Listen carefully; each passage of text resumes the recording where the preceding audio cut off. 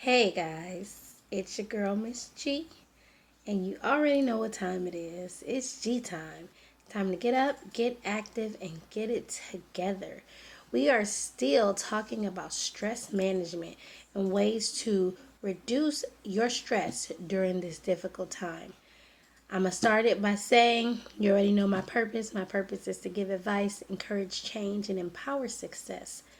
The goal is to help others grow, elevate, and excel.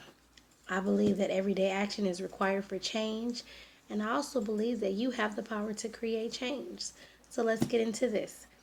As we continue to talk about ways to manage stress, I have another good friend, another licensed marriage family therapist, who is going to talk to you about ways that she manages her stress and things that she does to lower her or reduce her stress during this time.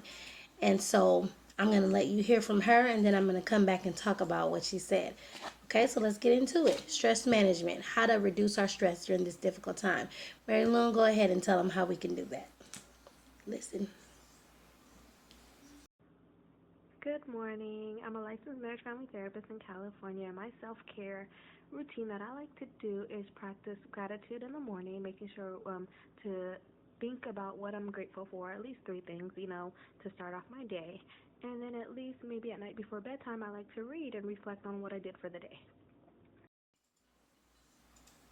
Wow, what an amazing tip. Gratitude.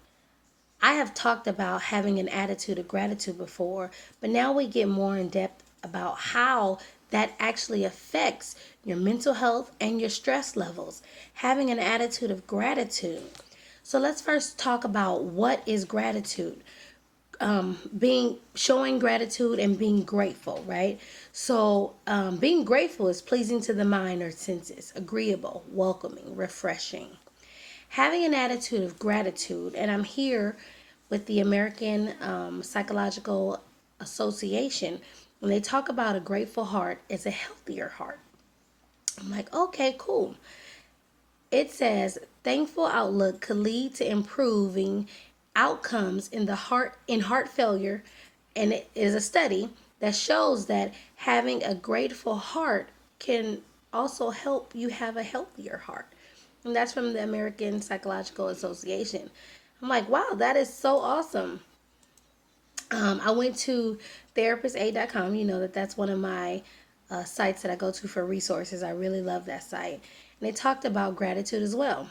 A recent study found that gratitude not only helps to improve how you feel, but it also appears to create a healthier heart. And that's where we come to a grateful heart is a healthier heart from the American Psychological Association. In the same study, gratitude was also associated with improved sleep and less fatigue. Positive psychology has long recognized the frequent practice of gratitude as a technique to help boost happiness and well being. Awesome.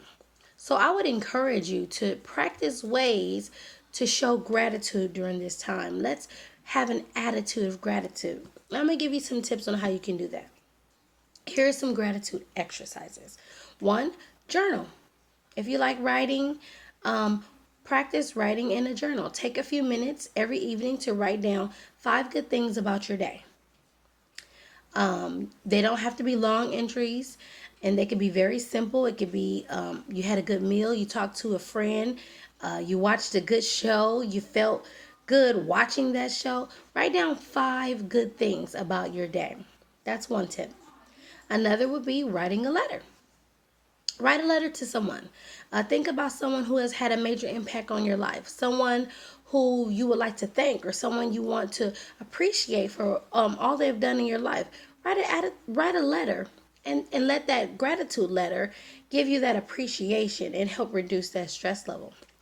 Right now, and I am still on therapist aid. One of the suggestions would be to visit someone you appreciate. We all know that during this time that we are social distancing, we can't really go and visit the people that we love.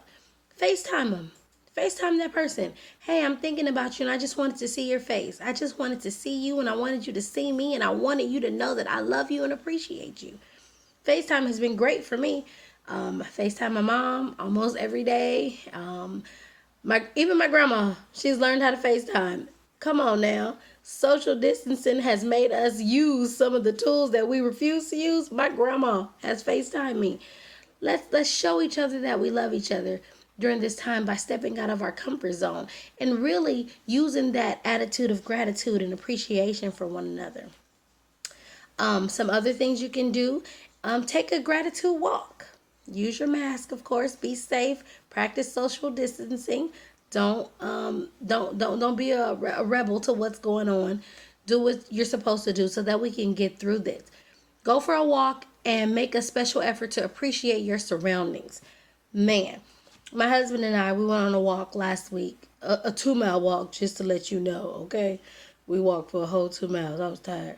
But anyway, during this walk, I got to appreciate my neighborhood. I just moved to this state. I don't even really know where I am.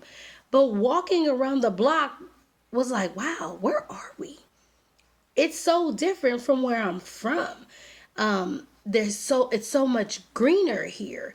And I really got to appreciate the the scenery. I got to appreciate the houses and the structure, and just seeing the difference from where I come from and where we are now.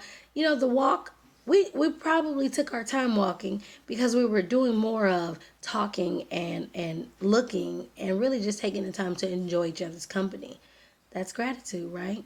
So that's a few tips to help you with showing that attitude of gratitude. We want to thank our special guest, Mary Loon, licensed marriage and family therapist in the state of California. Woo woo!